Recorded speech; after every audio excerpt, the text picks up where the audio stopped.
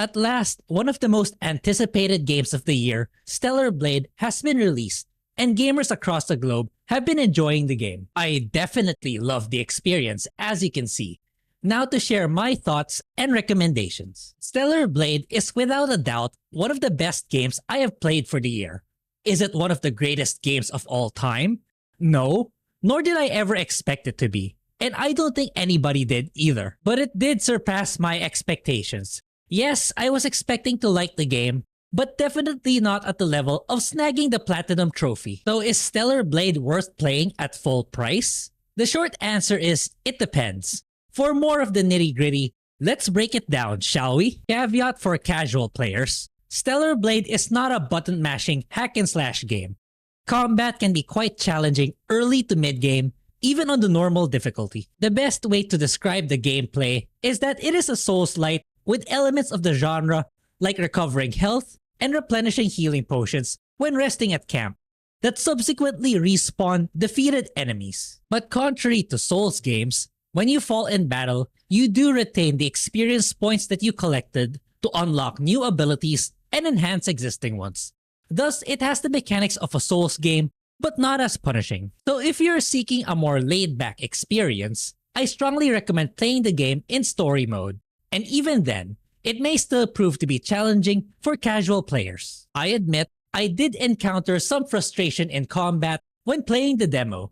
So here are some tips to enhance your early game experience. Stellar Blade rewards players who perform perfect parries and perfect dodges. These give you advantages such as staggering enemies and fill up gauges to execute powerful abilities. So right off the bat, try to master precise timing of protecting yourself against attacks, because that will carry you well for literally the entire game. There are even upgrades in the skill tree where you can allocate points for easier execution of perfect parries and dodges. This will make the rest of the game significantly easier, so I recommend obtaining those skills as early as possible. Another crucial tip is that you cannot, I repeat, you cannot perform a dodge or guard during mid-animation of your attacks.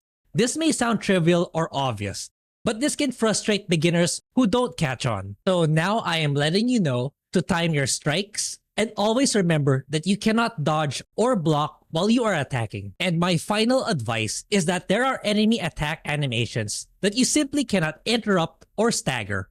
Therefore, it is critical to observe their attack patterns, know when to go on the offensive, and when to take a step back. Returning to my thoughts of the gameplay, Stellar Blade is a breath of fresh air in today's gaming landscape. And what I mean is that it feels like I am playing an actual game and not an interactive movie like many AAA games of late. Stellar Blade never holds your hand. Whether it is platforming, solving puzzles, or combat, mastery of the mechanics is vital if you want to make it to the end and nothing less. If you'll be playing the game just once, it does get significantly easier as you progress in the game, unlocking new combos, abilities, and enhancing Eve's arsenal. So for those looking into this expecting a full Souls experience, Stellar Blade will not scratch that itch. Then there are the shooting segments that take inspiration from Resident Evil. While frankly quite easy, they are nonetheless fun to play with the eerie vibe, and the shooting feels incredibly satisfying. I have even come to rely on ranged weaponry towards the end of my playthrough, as they deal great chip damage or even outright just take down opponents on its own. Platforming can feel a little janky, as Eve does have the tendency to overextend her reach, or the controls feel a little unnatural. I hope Shift Up does refine the overall feel and interaction of these segments in the sequel. Combat progression is straightforward and also incredibly fulfilling.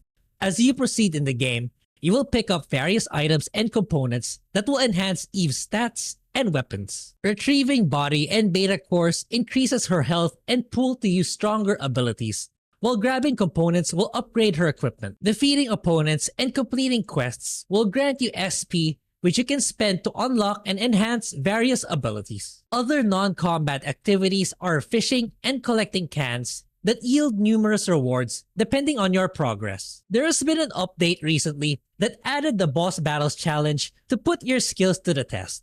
In this mode, you're given a wide variety of options with the difficulty level and how weak or strong Eve will be. You can take on bosses consecutively on story, normal, and hard mode, while Eve can either be at her weakest, strongest, or simply picking up your Eve based on the progress in your save file. The new update also provides additional nanosuits, bug fixes, and quality of life improvements, such as the persistent compass in your HUD that guides you to your next destination, which was one of my gripes prior to this update, where I had to keep scanning to keep the compass in the screen. Kudos to Shift Up for the fast and impactful updates, which shows their sincerity to continue to provide what the audience wants to make their game better. In a nutshell, the gameplay is where Stellar Blade truly shines, which is the most critical component in any video game.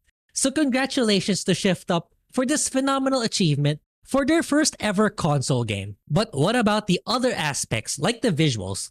While Stellar Blade does indeed look stellar, pun fully intended, I do believe that the PS4 could have run this game just fine. Look, I get it. Sony needed to increase the portfolio of PS5 exclusives to encourage people to buy or upgrade to a PS5.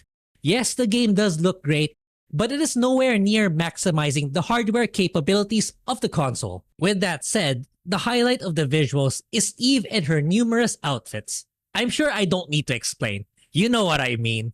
The marketing did revolve around this feature, to say the least. The game ran buttery smooth in my entire playthrough with no major hitches or technical difficulties, which in itself is an achievement in this day and age. The environments and particle effects are a spectacle.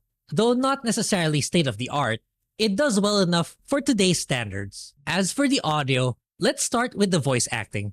While I do think the English voice acting is decent, I opted to stick to the original Korean voice acting, because given Eve's aesthetics, it somehow felt more natural for me to hear her voice in Korean rather than the British one. And after sinking almost 80 hours into the game, I can say that the voice work is very well done, and I hope that the cast only gets better in the sequel. In terms of the soundtrack, I am aware that the composer also had a hand with the Nier games. While they do sound great, and they are clearly very inspired by Nier, it doesn't sound as good, but still very well composed. And I never really expected Stellar Blade's OST to surpass that of Nier. To be honest, I don't think any other game will ever do. Sound effects complement the satisfying gameplay. It never gets old to hear the sound of taking down enemies with your sword or ranged arsenal. And finally, the story. So how does the narrative hold up in Stellar Blade? In summary, it is also very much inspired by Nier Automata. But again, definitely not as great, and neither did I set the bar that high. Long ago, aliens known as the Naitiba invaded Earth, forcing humanity to leave the planet and dwell in space colonies. And in an effort to retake the planet, the airborne squad is sent down to Earth to battle the Naitiba to reclaim their homeworld. Obviously, things did not go according to plan, forcing Eve to adapt, leading her all across devastated Earth to uncover the truth. While I do think the plot is alright, I do feel it is a little shallow, especially in comparison to the game it takes inspiration to. It is far, far behind in terms of depth and memorable emotional impact that the Nier games fantastically deliver. But I am very hopeful for the sequel, as this first game focused on world building and the state of its inhabitants. With the foundations now set, I am optimistic that the next game will knock my socks off with its narrative. In conclusion, Stellar Blade is an amazing first attempt by Shift Up in the console market. The gameplay, while not perfect, is thoroughly enjoyable in its entirety.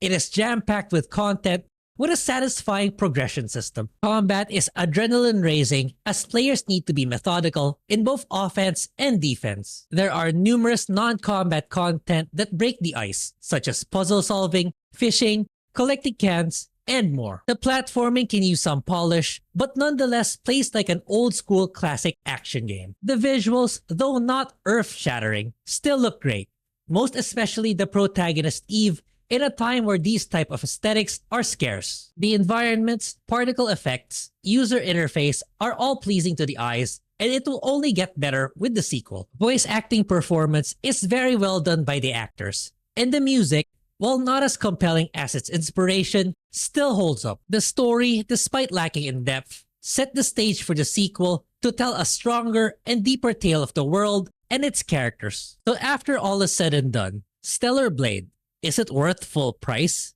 if you are very much into action or action RPGs, then the answer is an immediate yes. For a first entry into the console market, Shift Up has done an incredible job, lived up to the hype, and successfully delivered an outstanding game where many AAA developers recently have failed. Casual players looking to play a few hours per session or looking for a more laid-back experience, I recommend to wait for a sale at around $50 or less, as the game experience can be intimidating, especially in the beginning. And those are my thoughts on Stellar Blade. What do you think? Did you love the game as much as I do? Or will you be picking it up? Sound off in the comments. As always, thank you for watching, and do subscribe for more gaming content. May you find the best loot in a game, and I will see you next time.